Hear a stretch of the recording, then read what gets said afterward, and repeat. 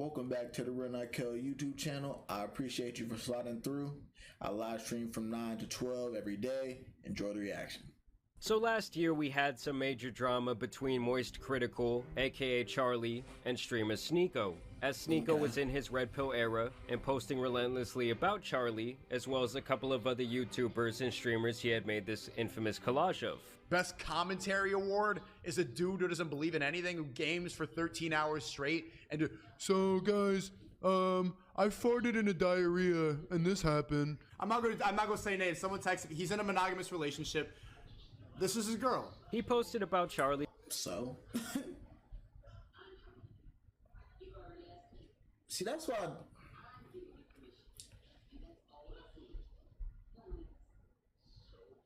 one man's trash is another man's treasure. My sight on beautiful is not your sight on beautiful, bro, and that's okay. To the point where he eventually had to reply with this tweet: "You pathetic, sensitive, soy little worm. I made fun of you for watching your girlfriend get f***ed by numerous other men, and also insulted you for defending. That's not cancellation, that's just spitting on you for being a pitiful, sad." Out of this, we would then get the clip of Sneaky dancing around, brandishing a pistol in his hands, threatening Charlie, saying that he could get these clips. You wanna watch my clips? Watch my clips. Which is fucking watch my clips. This, of course, would give us the most glorious moment in the beef, the Mags comments. But he's a fucking imbecile, you absolute buffoon. What you have there is not clips. These are mags. They're mags, not clips. The same way that this is also a mag. And then we would later get this debate. Overall, in the eyes of most, Charlie would decimate Sneako here and make him look very immature. And I would say the majority of viewers thought at this point that he had won the war. Well, Sneako has again been trashing Charlie like no other, especially over the recent situation with Mr. Beast and his creeper Chris. Sneako's stance was that Charlie is a coward for not immediately speaking up about this situation, saying that he is a hypocrite for talking about Dr. Disrespect, but not discussing Chris. Yo, look out, moistkritical is not going to go talk about the Chris situation because he wants to have the Mr. Beast collab. Well, Charlie would respond to this on Twitter and even spend several minutes in his video about the Chris situation, addressing Sneako's claim that he was ducking this topic. I was always going to make a full breakdown of this because it's bad. It's a horrible situation. So yes, you're right. I do talk about like big trending bad shit like Dr. Disrespect or like Cody Ko most recently. I don't know why people thought I wouldn't talk about this. So I've never been someone to what I'm trying to figure out is why do these internet niggas care about what other internet niggas do with their own platform, bro? Like, why are y'all so in tune, or why do y'all feel like you need to explain yourself? Like, bro, I'm gonna talk about what I talk about. Like, I don't know. Shy away from a bad situation like this just because I know or am familiar with the person that it's about. He has no problem abandoning his morals and defending blatant brushing it under the rug as long as it means it keeps the Mr. Beast collab alive. For you to make insinuations like that and even claims like that is f***ing unhinged, considering you make actual defense arguments constantly. Well, once again, after this back and forth, the two would have another debate, and this time people were a lot more conflicted about who actually won, as both of them made some very strange comments throughout this conversation. Now, just to be completely transparent with you guys, the full debate here was around 90 minutes long, and no, I did not watch the entire thing. I just feel like at this point my brain is already rotted enough, and I didn't want to put it through that type of stress. But if these two comments that these guys made are any indication of how this debate went overall, yeah, I just don't think my brain could have taken it. So first, let's talk about what Sneako had to say. As you guys know, he's been riding the anti-age of consent wave for quite some time now. It's just because we have a different idea of what it means to be a child, which can be tracked historically. Why is he looking like that? Is he trying to look like a fish or something? Trying to suck in his cheekbones? Why is he looking like that? The general principle in Islam is... Bruh, like, look, why is he looking like that, bruh? You know, you can do what you kind of want, so long as... I'm not going to say you can do what you want so long as you harm it. You can marry whomever you want to marry, so long as it doesn't cause them harm, physical and psychological. And once again, Yeah, it's very relative. And so Charlie kind of questioned him about his beliefs here, asking him if a 21-year-old should be able to marry a 15-year-old. And you'll never believe what he asked to say. I'm talking about your personal beliefs. Do you think someone in their 20s should be able to marry a 15 or 16-year-old? So should someone who's about to graduate college be able to marry someone who's just entering high school? Like last year, they were running around on that middle school playground. I personally wouldn't do it. I don't know many people who would do it. The maturity for people and the teenagers in the West is getting much worse, but there are... We're talking globally. Let's just talk globally. Like, do you think it is okay for... And I'm not talking about just you specifically anymore. Anyone. Do you think it's okay for anyone in their 20s, an adult, to marry a 15 or 16-year-old? Love and Hip Hop Atlanta is dropping its first cast album. I want to put this album together with real artists. A 21-year-old, if there was a marriage where the father consented and the daughter consented, and it was both good on both families and they wanted to do it, why am I going to get involved? Why? No father would ever consent to a fucking 20-year-old marrying a 15-year-old. No father would ever consent to that. No amount of... Actually, you know what? You'd be surprised. I was about to say no amount of money would have somebody, but you'd be surprised about what people would do for money. But if it was a regular relationship, no. Instantly call the motherfucking feds on that nigga, bro. Oh, God. How should we get the government involved? Well, at that point, that's almost like arguing, well, why should we have any laws at all? I mean, Don't get me wrong, I'm not a big fan of the government overreaching into... And then I don't like how Stickle was like, yeah, I mean, if they're mature, bruh. No 15-year-old is going to be fucking mature. No teen... The human brain doesn't fully develop until you're 25. Females 18, men 25.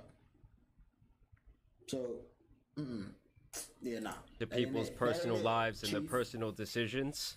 But as a society, we have to have some sort of structure of what's right and wrong. Facts. And I would think that most people with a rational brain can understand why a 15-year-old is not mentally equipped to handle the decision of getting married to someone in their 20s. Why would I tell them if everybody's consenting, if everybody's okay with it, if the parents are okay with it, if nobody's being harmed, if it's going to be okay, if they're both abiding by the rules and they're not hurting each other, why not? Because like I said, the 15-year-old just does not have the mental capacity to truly understand what they're doing. And so really they cannot consent to the marriage. Facts. And I believe that is kind of Charlie's point that he tries to make against Sneeko here, which I think is the right line of thinking. The only problem is Sneeko uses the classic debate tactic of using Charlie's own logic against him when Charlie would try to make an even possibly more mind-boggling point about a child's ability to choose to transition. But we'll get back to that in a second. I did first want to talk about some of the other comments that Sneeko has made regarding the age of consent. Like, why does that define the age of consent? I had a debate about this, and I said the age of consent is maturity, is the age of puberty, once the body is mature. Because, bro, I know some people, I went through puberty. Now, you had me at maturity, you lost me at body maturity. Because no. Because, motherfucker, we still going through fucking puberty until fucking... Shit, I don't know when puberty ends. But, like, we're still maturing. Now, you should have said, like, brain maturity, as in, like, when our brain fully develops, then that's better. But you off the walls, bro. Puberty when I was like 17. Saying that the age of consent should be when somebody goes through puberty is It's just crazy. insane. Like, I don't know if these type of comments come from a creepy place, or it's just an effect of constantly having to play the devil's advocate over and over again, while also trying to have the most shocking opinion possible. That's why the age of consent being strictly exactly on this second 18, this defines maturity, and everyone has to pretend like, yes, that defines maturity. This is the correct age, not 1 second more, not 1 second less, and if anything contradicts it, you're disgusting. I mean, to me, it's just such a weird hill to choose to die on over and over again. I mean, by his logic, if a girl goes through puberty at the age of 12, which I believe many of them do, well, she's then prepared to marry, some 25-year-old man. She's mentally equipped to do so. I mean, by his very same logic, He should have absolutely no problem with what Chris from Mr. Beast just did. As a matter of fact, in his book, Chris could have went out and married that kid that he was talking to through Discord, and he should really have no problem with it, right? As long as the kid started going through puberty. And the Moist Critical is like, Sneeko, you say that the age of consent is, what do you think it is? I don't know. What do you think it is? Tell me. You think it's 18? It's only 18 in something like 10 states. The rest of it's 17, 16. Around the world, it's 16. A lot of places, 14, 15. So what do you think it is? Is everybody in the world... Japan, they just changed it from 13 to 16. Were they before then? What's the consistency? To me, the blanket age of consent all over the world should probably be 18. Like, at least in this country, that's when you start getting more personal freedoms. Yes. That's the age where if you f*** up, the government no longer sees you as a child, and they're gonna punish you as an adult. And at that point, you're really just free to make your own decisions and live with the repercussions of your actions. I don't know, to me, it just does not have to get a lot deeper than that. And here is where Charlie actually falls right into Sneeko's trap. Do you believe that somebody can go through hormone therapy? Can they change their gender if they're a child? I think that's totally fine as long as everyone is consenting. And you agree with it. Okay. Just look at the glee on Sneeko's face as he realizes that he fell for his trap card. Hormone therapy, can they change their gender if they're a child? I think that's totally fine as long as everyone is consenting. And you agree with it.